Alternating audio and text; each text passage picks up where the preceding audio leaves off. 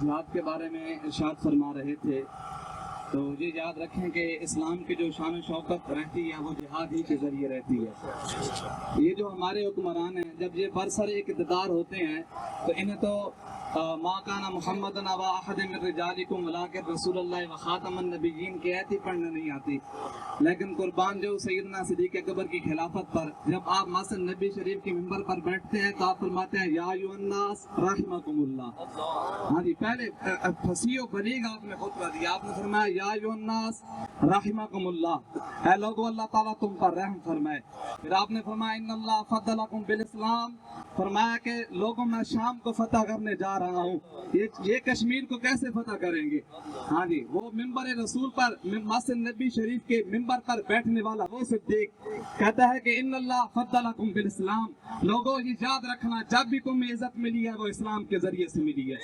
اور آگے فرماتے ہیں وجعلکم من امت محمد، یہ بھی یاد رکھنا کہ تمہیں اللہ نے اپنے حبیب کی امت میں پیدا فرمایا۔ فرمایا وزادکم ایمانا و یقینا، فرمایا یہ بھی یاد رکھنا جب تم بدر میں گئے تو وہ اللہ کی مدد تھی، جب تم احد میں گئے وہ اللہ کی مدد تھی، وہ کیا اس کا راز تھا؟ فرمایا وزادکم ایمانا و یقینا، فرمایا اللہ نے تمہارے ایمان کو بھی پختہ کیا، تمہارے یقین کو بھی پختہ کیا۔ فرمایا ونصرکم نصرا مبینا، کبھی 1000 فرشتہ، کبھی 3000 فرشتے، کبھی لگاتار 5000 فرشتے، ونصرکم نصرا مبینا، فرمایا اے میرے نبی کے صحابہ اللہ نے تمہاری جناب بہترین جناب تمہاری نصرت کی ہے، ونصرکم نصرا مبینا۔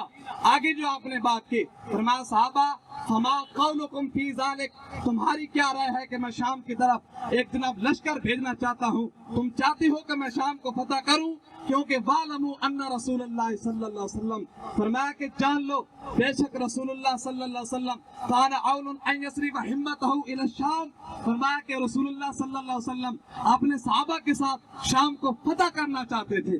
لیکن ہوا کیا فقبضہ اللہ الیہ مختار له ما لدیہ، فرمایا کہ رسول اللہ کو اللہ نے اپنے ہاں بلا لیا جہاں ان کے رہنے کا مقام تھا۔ فرمایا انبانی، فرمایا جب رسول اللہ دنیا سے جا رہے تھے تو مجھ صدیق کو حضور علیہ السلام نے فرمایا انبانی بذالک قبل موتی، فرمایا رسول اللہ صلی اللہ علیہ وسلم جب دنیا سے جا رہے تھے تو فرمایا صدیق میں یہ چاہتا ہوں کہ جناب شام کو فتح کیا جائے، شام کو۔ پھر آپ نے فرمایا صدیق ایسا ہوا زویت لی الارض فرأیت مشارقها ومغاربها وسيبلغ ملک امتی ما زوی لی منها فما قولکم فی ذالک، فرمایا صحابہ کیا تم رائے دینا چاہتے ہو؟ رسول اللہ صلی اللہ علیہ وسلم جب دنیا سے جا رہے تھے تو فرما رہے تھے صدیق میرے لیے اللہ نے زمین کو جناب سمیٹ دیا، فرأیت مشارقها ومغاربها، فرمایا سیبلغ ملک امتی، فرمایا میں نے مشرق کی جانب دیکھا تو مجھے اپنی امت کی بشاہت نظر آئی، میں نے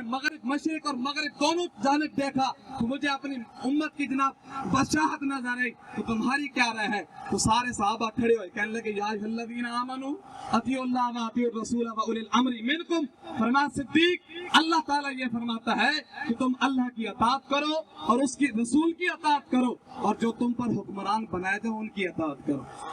ہاں صدیق حکمران ہو تو پھر اس کی اطاعت کی جاتی ہے، جب یہ بغیرت بیٹھے ہو جو جناب 17 ماہ رمضان جنگ بدر کا